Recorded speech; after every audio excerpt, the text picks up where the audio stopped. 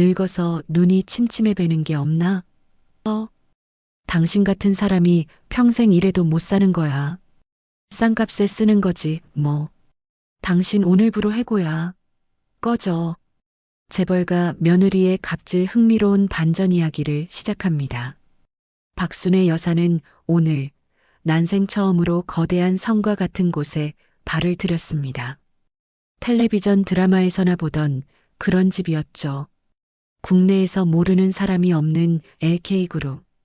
그 저택의 정문은 웬만한 시골집 대문 두세 개를 합친 것보다 훨씬 컸습니다.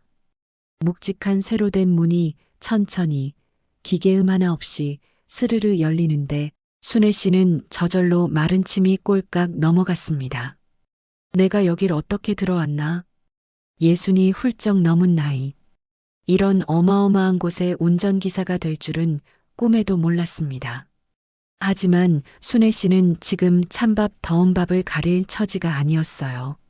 눈에 넣어도 아프지 않을 어린 손주, 그 아이가 태어날 때부터 심장이 좋지 않았습니다. 당장 큰 수술을 받아야 하는데 그 억소리 나는 병원비를 감당할 길이 막막했죠. 그래, 내가 무슨 짓을 해서라도 우리 강아지 수술비만 마련하면 된다. 순애 씨는 굳게 마음을 다잡았습니다. 아들 내외도 빚에 허덕이며 사는데 더는 짐이 되고 싶지 않았거든요. 그래서 이 악물고 운전 실력 하나로 여기까지 온 겁니다. 박순애 기사님 맞으시죠? 사모님 곧 나오십니다. 차는 저기 벤츠입니다. 집사로 보이는 중년 남자가 딱딱한 말투로 안내했습니다. 순애 씨는 90도로 허리를 굽혀 인사하고는 거울처럼 반짝이는 검은색 세단으로 향했습니다. 차가 어찌나 깨끗하게 닦여 있는지 자기 얼굴이 다 비쳤습니다. 운전석 문을 열기 전 혹시라도 흠집이나 손자국이 남을까 싶어 미리 준비해 온 깨끗한 흰 장갑을 꼈습니다. 옷매무새도 다시 한번 다듬었죠. 얼마나 지났을까요? 5분, 10분. 시간은 더디게 흘렀습니다. 순애 씨는 꼿꼿한 자세로 차 옆에 서 있었죠. 저택 현관만 뚫어지게 바라보면서요. 긴장감에 등줄기로 식은땀이 흐르는 것 같았습니다. 드디어 저택 현관문이 미끄러지듯 열렸습니다. 그리고 텔레비전이나 잡지에서나 보던 사람, 강미주 사모님이 걸어 나왔습니다. 또각또각. 비싼 구두굽 소리만 그 넓은 정원에 조용히 울렸어요. 우아한 실크 원피스에 값비싼 보석들. 하지만 그보다 더 인상적인 건 사람을 압도하는 차가운 분위기였습니다. 순애 씨는 재빨리 뒷좌석 문을 열어드렸습니다. 몸이 먼저 반응했죠. 처음 뵙겠습니다. 오늘부터 사모님 모시게 된 박순애입니다. 잘 부탁드립니다. 미주 씨는 순애 씨 쪽은 쳐다보지도 않았습니다. 그저 손에 든 최신형 휴대전화만 들여다볼 뿐이었죠. 순애 씨의 정중한 인사는 마치 그 비싼 대리석, 바닥에 떨어져 깨진 유리 조각처럼 아무도 신경 쓰지 않았습니다. 미주 씨는 차에 오르려다 말고 코를 찡긋했습니다. 그리고는 아주 작게 하지만 얼음장처럼 차가운 목소리로 혼잣말처럼 툭 던졌습니다. 냄새 나네. 순애 씨는 순간 숨이 멎는 것 같았습니다. 심장이 덜컥 내려앉았죠. 자기한테서 나는 냄새인가 싶었습니다.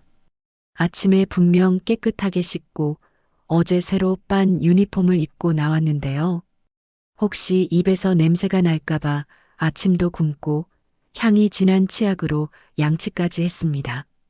순애 씨는 자신도 모르게 옷깃 냄새를 맡으려다 황급히 손을 내렸습니다.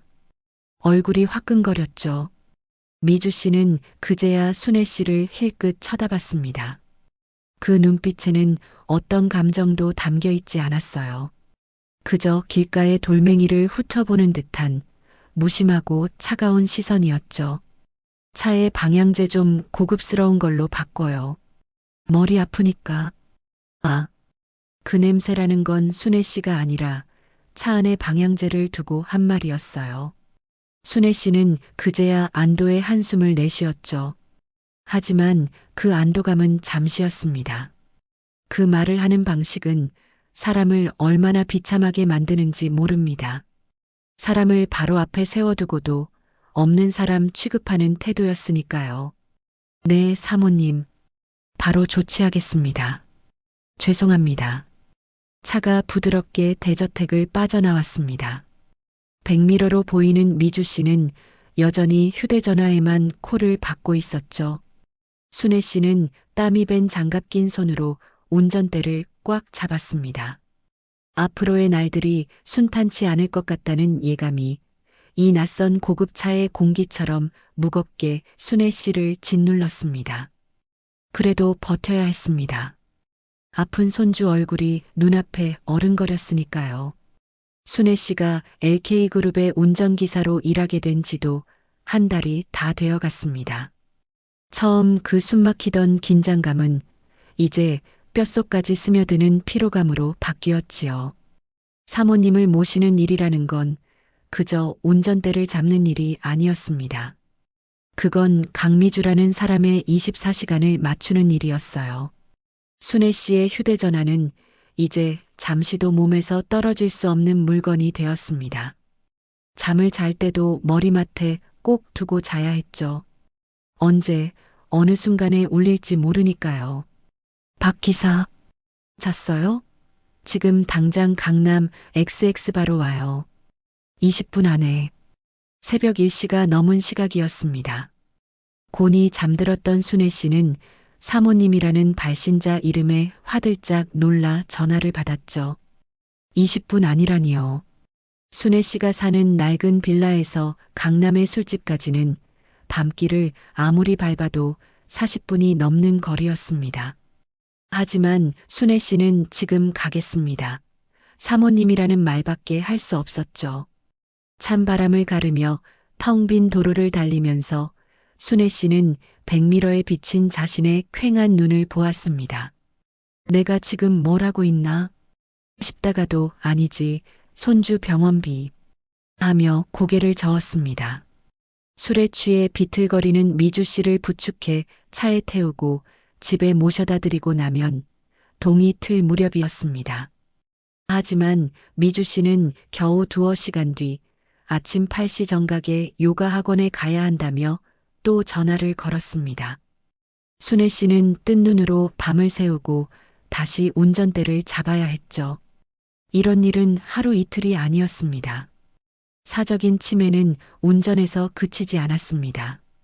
기사님, 오늘 내가 백화점 갈 동안 시간 좀 있죠? 저기 청담동의 유명한 빵집, 거기 식빵이 기가 막히다네. 줄 서서 2봉지 사다 놔요. 그 빵집은 백화점에서 정반대 방향이었습니다. 게다가 줄 서서 사려면 기본 1시간은 좋게 걸리는 곳이었죠. 순애 씨는 60대 노인의 몸으로 젊은 사람들 틈에 끼어 낯선 줄을 서야 했습니다. 유니폼 차림의 순애 씨를 흘깃거리는 시선들이 따가웠지만 묵묵히 참아냈습니다. 어느 날은 미주 씨가 쇼핑을 마치고 나오며 짐꾸러미 수십 개를 순애 씨에게 휙 던지듯 맡겼습니다. 이거 오늘 내가 볼일 보는 동안 전부 드라이클리닝 맡기고, 저 구두는 수선 맡기고, 이 가방은 AS 센터 다녀와요. 목록 똑바로 확인하고 하나라도 빠뜨리지 말고. 순애 씨는 순간 망설였습니다. 사모님, 하지만 저는 운전기사고 곧 다음 일정으로. 순애 씨의 말이 채 끝나기도 전에 미주 씨의 차가운 눈빛이 날아와 꽂혔습니다. 내 말 안 들려요? 내 차 모는 것만 일이 아니잖아, 여긴. 그 정도 월급 받으면 이 정도는 해야지. 알아들었으면 가봐요. 그 월급이라는 말에 순애 씨는 입을 다물었습니다. 맞습니다. 그 돈 때문에 여기 있는 거니까요. 손주의 동그란 눈망울, 할머니, 나 언제 집에 가? 하고 묻던 가느다란 목소리가 귓가에 맴돌았습니다. 병원비 고지서에 찍힌 눈이 핑 도는 숫자를 떠올렸죠. 그날 순애 씨는 거대한 백화점과 청담동 거리를 무거운 짐을 들고 땀을 뻘뻘 흘리며 뛰어다녀야 했습니다. 운전기사인지 심부름꾼인지 알 수가 없었죠. 미주 씨는 차 안에서도 순애 씨를 없는 사람 취급했습니다. 친구들과 통화하며 순애 씨가 다 듣는 앞에서 불평을 늘어놓았죠. 아, 우리 기사?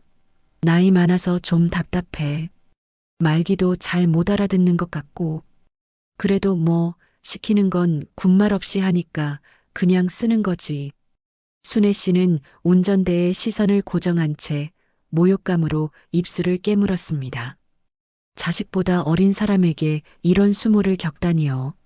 하지만 순애 씨는 그저 기도할 뿐이었습니다. 조금만 더 버티자. 우리 손주 수술만 무사히 끝날 때까지. 제발. 그의 여름은 유난히 비가 잦았습니다. 장대비가 마치 하늘에 구멍이라도 난 듯 쏟아지는 날이었죠. 순애 씨는 오늘도 어김없이 백화점 정문 앞 가장 좋은 자리에 차를 대고 사모님을 기다리고 있었습니다. 금방 나올 거니까 어디 가지 말고 대기해요. 미주 씨의 금방은 벌써 3시간이 훌쩍 넘어가고 있었습니다. 빗줄기는 점점 더 거세졌습니다. 와이퍼가 쉴 새 없이 움직여도 앞 유리는 금세 물줄기로 흐려졌죠. 순애 씨는 시동을 켠 채 꼼짝없이 앉아 있었습니다. 사모님은 에어컨이 꺼져 차 안이 더워지는 것도 시동을 켜놔서 기름이 닳는 것도 싫어했거든요. 하지만 오늘은 비가 오니 젖은 채로 차에 탈 사모님을 위해 히터를 약하게 틀어두었습니다. 그때였습니다. 품 안에서 휴대전화가 우웅하고 울렸습니다. 발신자는 아들 지훈이었습니다. 순애 씨는 가슴이 철렁했습니다. 이 시간에 아들이 전화할 리가 없는데 특히나 손주가 아픈 뒤로는 더더욱 그랬죠. 받아야 하나 말아야 하나. 미주 씨는 순애 씨가 운전 중에 개인 전화를 받는 것을 극도로 싫어했습니다. 걸리기라도 하는 날엔 온갖 모욕적인 말을 감수해야 했죠. 하지만 아들의 전화였습니다. 무슨 일이 생긴 게 틀림없었어요. 순애 씨는 떨리는 손으로 통화 버튼을 눌렀습니다. 아들. 왜 그래? 엄마, 지금 어디야? 강희 손주 이름과 갑자기 열이 40도까지 오르고 숨을 잘 못 쉬어. 의사가 당장 큰 병원 응급실로 가야 한다고. 나 지금 너무 무서워, 엄마. 아들의 목소리는 공포에 질려 있었습니다. 순애 씨의 머릿속도 하얗게 변했습니다. 손주가 숨을 못 쉰다니요. 눈앞이 캄캄해졌습니다. 알았어. 엄마 금방 갈게. 어느 병원이야? 순애 씨는 당장이라도 차를 몰아 병원으로 가고 싶었습니다. 손주가 자기 목숨보다 소중한 그 아이가 위험했습니다. 순애 씨는 다급하게 미주 씨에게 전화를 걸었습니다. 하지만 고객님께서 전화를 받을 수 없어. 라는 차가운 기계음만 돌아왔습니다. 문자를 보냈습니다. 사모님 죄송합니다. 손주가 위독합니다. 병원에 가봐야 합니다. 1분, 5분. 답장이 없었습니다. 순애 씨는 이제 피가 마르는 것 같았습니다. 그래, 사모님께 직접 말씀드리고 가자. 순애 씨는 비상등을 켠 채 우산도 없이 차에서 내렸습니다. 백화점 1층 로비만이라도 들어가서 사모님을 찾아볼 작정이었습니다. 그 순간 백화점 직원이 든 커다란 우산 아래에서 미주 씨가 여유롭게 걸어 나오고 있었습니다. 양손에는 명품 쇼핑백이 가득 들려 있었죠. 사모님. 순애 씨는 빗속을 뚫고 달려갔습니다. 순식간에 머리부터 발끝까지 생쥐꼴이 되었죠. 박 기사, 지금 뭐 하는 짓이야? 소리 지르게. 미주 씨는 순애 씨의 젖은 모습에 인상부터 찌푸렸습니다. 사모님, 죄송합니다. 제 손주가 지금 위독하다고 병원에 가봐야겠습니다. 정말 죄송합니다, 사모님. 순애 씨는 거의 빌다시피 말했습니다. 하지만 미주 씨의 얼굴에는 어떠한 동정심도 없었습니다. 오히려 귀찮다는 표정이었죠. 그래서 그게 나랑 무슨 상관이죠? 내가 지금 저녁 약속 늦었다고 말 안 했어요? 박 기사 월급은 누가 주는데 지금 나를 빗속에 세워두고 가겠다는 거야? 사모님, 제발 한 번만. 시끄럽고 트렁크나 열어요. 짐 싣게. 미주 씨는 젖은 순애 씨가 차마 만지지도 못하게 쇼핑백을 직원 편에 넘겨 트렁크에 싣게 했습니다. 그리고는 젖은 순애 씨를 위아래로 훑어보았죠. 아, 진짜 꼴 보기 싫네. 냄새나게. 차 시트 다 젖게 생겼잖아. 수건도 없어요? 알아서 하고. 빨리 출발이나 해요. 순애 씨는 그 자리에 못 박힌 듯 서 있었습니다. 손주가 죽어가는데 이 여자는 자기 저녁 약속과 차 시트가 젖는 것만 걱정하고 있었습니다. 순애 씨는 빗물인지 눈물인지 모를 뜨거운 것이 뺨을 타고 흐르는 것을 느꼈습니다. 그날 빗속에서 모욕을 당하고 응급실로 달려갔던 날, 다행히 손주 강희는 고비를 넘겼습니다. 의사는 조금만 늦었으면 정말 위험했다고 했지요. 순애 씨는 손주의 헬쑥한 얼굴을 보며 밤새 울었습니다. 단순히 손주가 아파서만은 아니었습니다. 그 빗속에서 느꼈던 처절함, 인간 이하의 취급을 받았다는 그 모욕감, 그것이 순애 씨의 마음 한구석을 깡그리 무너뜨렸습니다. 내가 이렇게까지 살아야 하나. 원망이 하늘을 찔렀죠. 하지만 다음 날 순애 씨는 또다시 운전석에 앉았습니다. 손주가 아직 병원에 있으니까요. 수술 날짜는 다가오는데 돈은 턱없이 부족했습니다. 여기서 쫓겨나면 모든 게 끝장이었죠. 바로 그때였습니다. 순애 씨의 머릿속에 한 가지 생각이 스쳤습니다. 만약 저 여자가 나를 억울하게 해고하면 어떡하지? 그 빗속에서의 일을 겪고 나니 강미주라는 사람은 그러고도 남을 것 같았습니다. 순애 씨는 서랍 깊숙한 곳에서 낡은 물건 하나를 꺼냈습니다. 아들 지훈이가 엄마 혹시 모르니까라며 사준 작은 녹음기였습니다. 만보개처럼 생긴 아주 작고 가벼운 물건이었죠. 사용법도 간단했습니다. 단추 하나만 누르면 됐으니까요. 이건 날 지키기 위해서야. 다음 날 아침 순애 씨는 유니폼 위도 주머니에 그 작은 녹음기를 넣었습니다. 그리고 출근하는 내내 심장이 발소리에 맞춰 쿵쿵 뛰는 것 같았습니다. 그날부터 순애 씨의 진짜 일이 시작되었습니다. 운전대를 잡는 손은 긴장으로 땀이 찼지만 주머니 속 녹음기는 묵묵히 제 할 일을 하고 있었죠. 그리고 공교롭게도 그날부터 강미주 사모의 갑질은 더욱 심해졌습니다. 마치 순애 씨의 이런 작은 저항이라도 눈치챈 것처럼 말입니다. 박 기사, 운전이 왜 이래?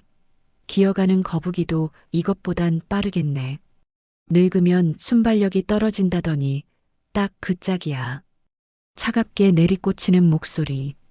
순애 씨는 백미러로 미주 씨의 경멸하는 듯한 표정을 보았습니다. 예전 같으면 죄송합니다라며 고개를 조아렸겠지만 이제 순애 씨는 그저 입을 꾹 다물었습니다.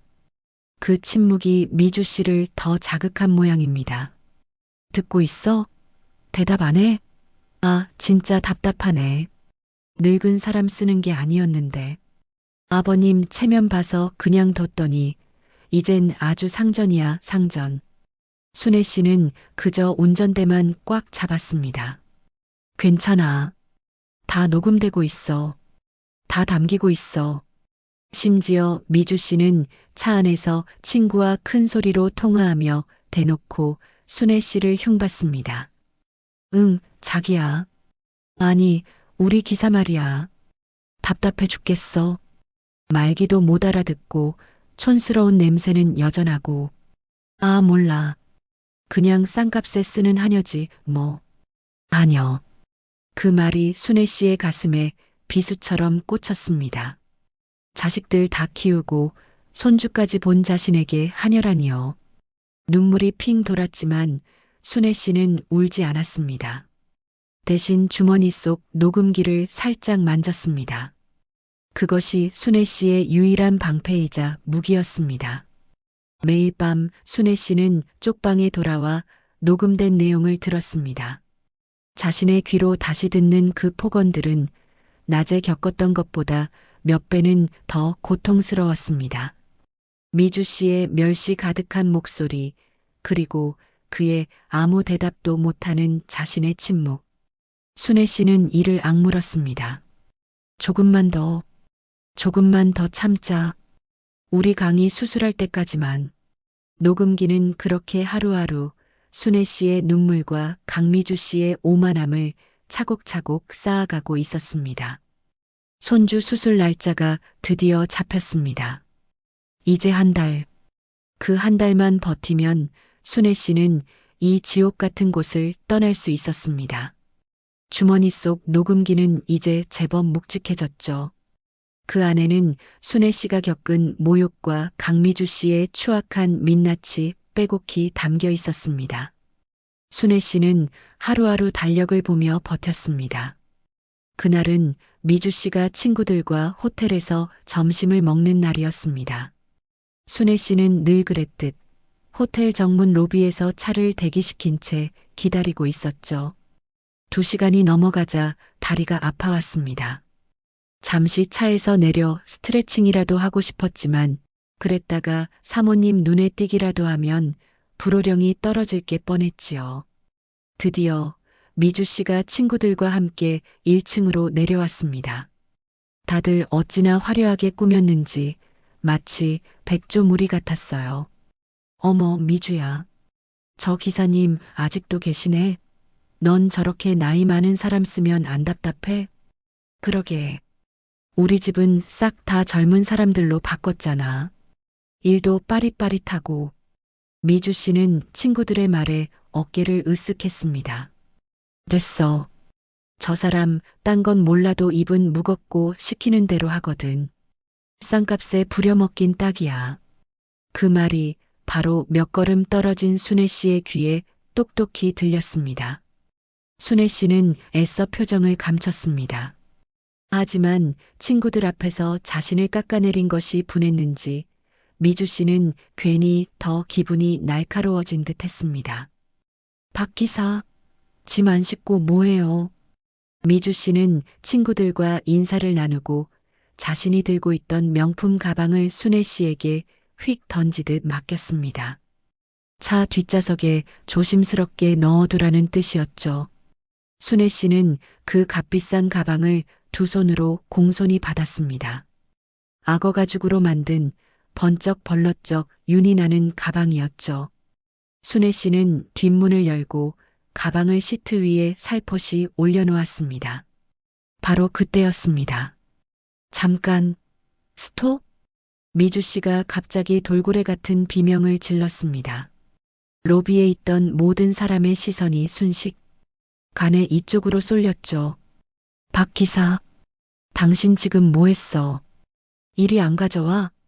미주 씨는 성큼성큼 다가오더니 순애 씨를 밀치고 차 안에서 가방을 거칠게 꺼냈습니다. 그리고는 가방 한쪽 모서리를 가리켰습니다. 이게 뭐야? 그곳에는 손톱반의 반만큼도 안 되는 아주 미세한 긁힌 자국 흠집이 있었습니다. 그게 언제 생긴 건지, 원래 있었던 건지 알 수도 없는 그런 자국이었죠. 사모님, 저는 아무것도 안 해? 당신이 지금 이거 넣다가 긁었잖아. 내가 똑똑히 봤는데. 미주 씨의 목소리는 호텔 로비 천장을 뚫을 듯 했습니다. 사모님, 정말입니다. 저는 그냥 올려놓기만 했습니다. 순애 씨는 억울함에 목소리가 떨렸습니다. 올려놓기만 해? 어디서 거짓말이야? 이 가방이 얼만 줄 알아? 당신 같은 사람이 평생 이래도 못 사는 거야. 알아? 사람들이 웅성거리기 시작했습니다. 호텔 직원들도 어쩔 줄 몰라 하며 이쪽을 쳐다봤죠.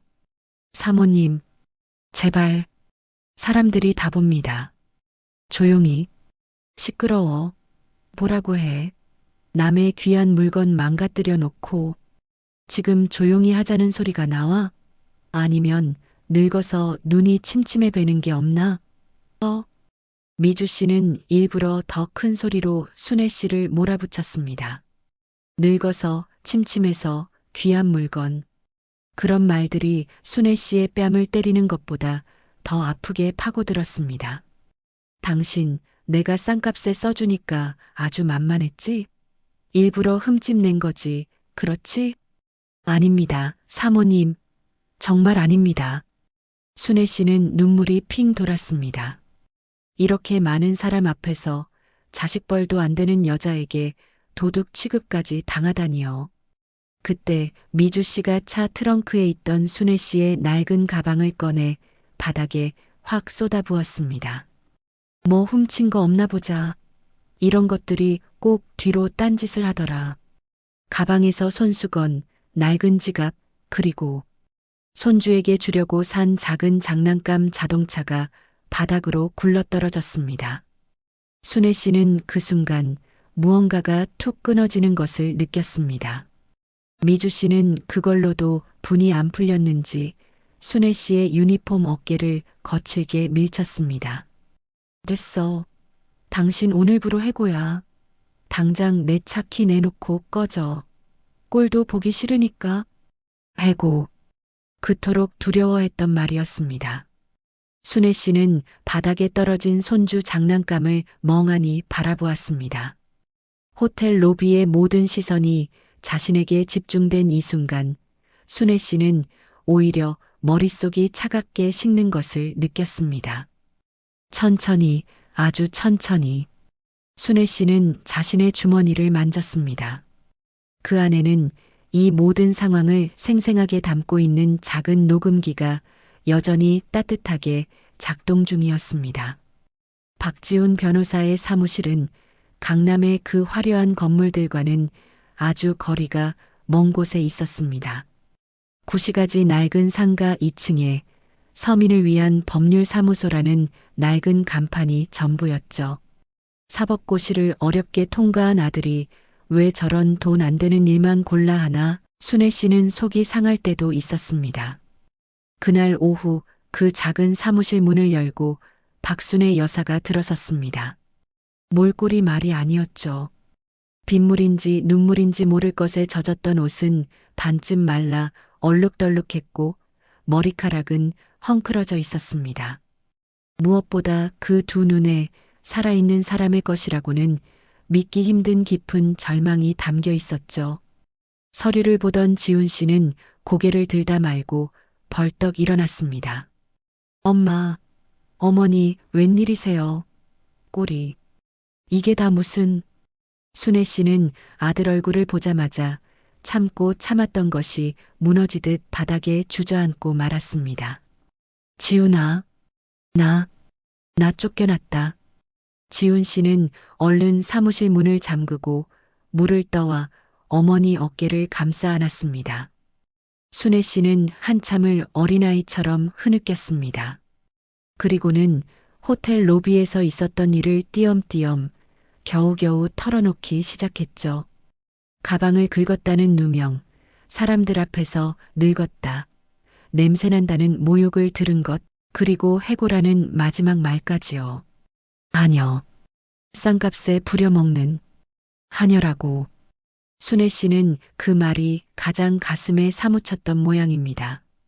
지훈 씨는 입술을 깨문 채 어머니의 이야기를 묵묵히 들었습니다. 어머니가 평생을 어떻게 살아왔는지 아는 아들이었습니다. 아버지가 일찍 돌아가시고 험한 식당 일부터 청소 일까지 자신을 변호사로 만들기 위해 굽혔던 그 수많은 허리를 지훈 씨는 다 기억하고 있었죠. 어머니, 그래서 그냥 오신 거예요? 그때 순애 씨가 주머니 속에서 무언가를 꺼냈습니다. 바로 그 작은 녹음기였습니다. 떨리는 손으로 아들에게 그걸 내밀었죠. 이거 혹시나 해서 내가 사준 거.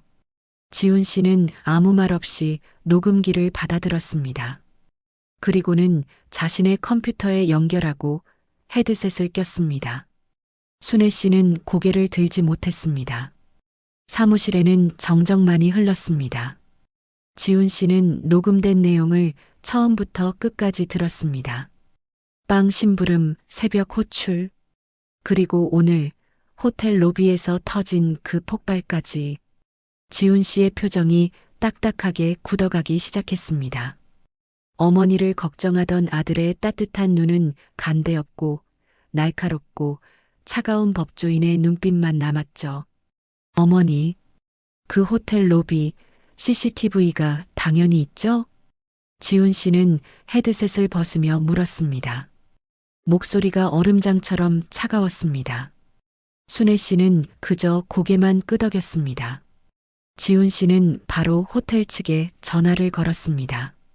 변호사 신분을 밝히고 특정 시간대 로비의 CCTV 영상, 증거 보전 신청을 아주 침착하고 정확하게 요청했습니다. 전화를 끊고 지훈 씨는 한참 동안 말이 없었습니다. 순애 씨가 겁에 질려 물었습니다. 지훈아, 그냥 합의금이나 좀 받고 끝내면 안 될까? 우리 강의 수술비. 지훈 씨는 천천히 고개를 돌려 어머니를 바라보았습니다.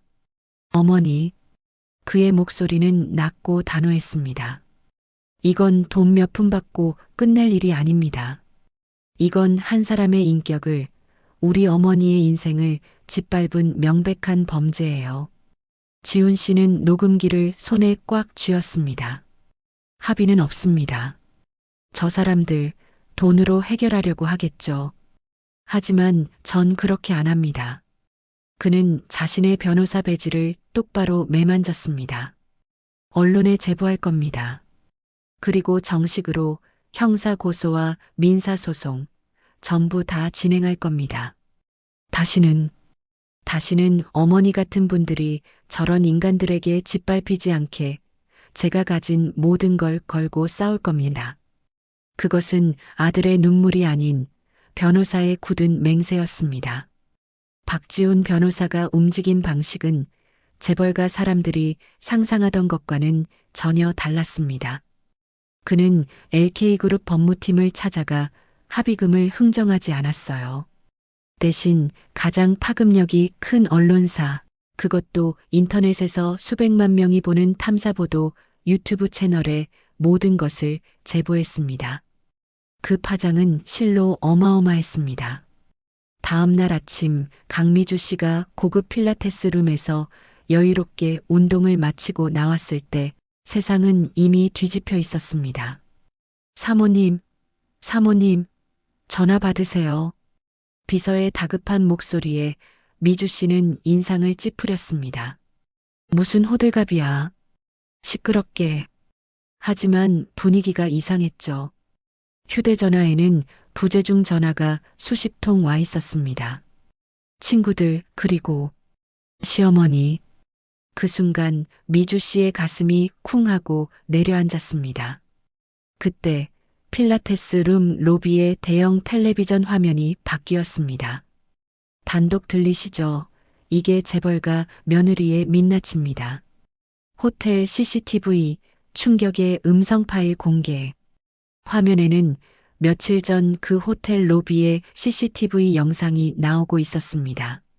소리 없이 자신이 순애 씨를 밀치고 가방을 쏟아붓는 모습이 그대로 나왔죠. 저것만으로는 미주 씨는 애써 태어나려 했습니다. 하지만 바로 다음 순간 화면이 검게 변하더니 너무나도 익숙한 자기 자신의 목소리가 흘러나왔습니다. 늙어서 눈이 침침해 배는 게 없나? 당신 같은 사람이 평생 이래도 못 사는 거야. 싼값에 쓰는 하녀지, 뭐. 그것은 지난 몇 달간 순애 씨의 녹음기에 차곡차곡 쌓였던 강미주 씨의 적나라한 목소리였습니다. 빗속에서 내 알 바 아니다라고 소리치던 그날의 음성까지 모든 것이 담겨 있었죠. 영상은 인터넷을 타고 불길처럼 번져나갔습니다. 사람들은 분노했습니다. 우리 엄마가 저런 일을 당했다면 LK그룹 불매운동하자. 악마가 따로 없다. 하루아침에 강미주 씨는 국민 쌍욕바지가 되어버렸습니다. LK그룹은 발칵 뒤집혔습니다. 아침부터 주가가 폭락하기 시작했죠. 그룹 이미지라는 것은 이렇게 한순간에 무너지는 것이었습니다. 회장의 불호령이 떨어지고 긴급 임원회의가 소집되었습니다. 그날 밤 미주 씨는 대저택 거실에서 초조하게 남편 김영민 상무를 기다렸습니다. 여보, 당신 왔어요? 이게 다 오해예요. 그 늙은 기사가. 집에 돌아온 영민 씨의 얼굴은 얼음장보다 차가웠습니다. 그는 미주 씨의 말을 중간에 뚝 잘랐습니다. 오해? 뭐가 오해지? 당신 목소리가 만천하에 공개됐는데. 그치만 당신이 좀 막아줄 수 있잖아. 회사 힘으로. 영민 씨는 넥타이를 풀며 미주 씨를 경멸하듯 바라보았습니다. 막아? 지금 그룹 주가가 얼마가 날아간 줄 알아?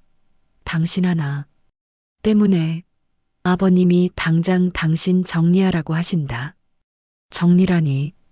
그게 무슨 말이에요? 여보, 나 당신 아내잖아. 영민 씨는 냉소했습니다. 아내, 당신은 우리 집안의 위험 요소였어. 이제 쓸모가 다했다는 뜻이야.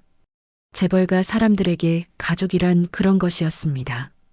그룹의 이익이 될 땐 가족이지만 손해가 되면 가장 먼저 잘라내야 할 꼴이었죠.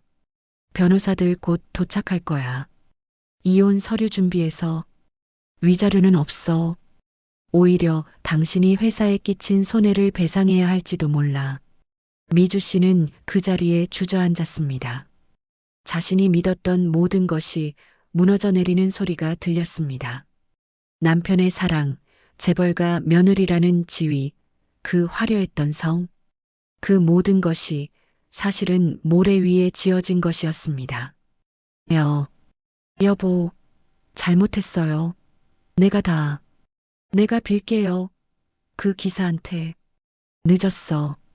영민 씨는 단 한 번도 아내를 돌아보지 않고 서재로 향하는 계단을 올라갔습니다. 쿵, 쿵, 쿵. 그 발자국 소리가 강미주 씨의 무너지는 성 위로 울리는 사형 선고처럼 들렸습니다. 그렇게 시끄럽던 폭풍이 지나가고 1년이라는 시간이 흘렀습니다.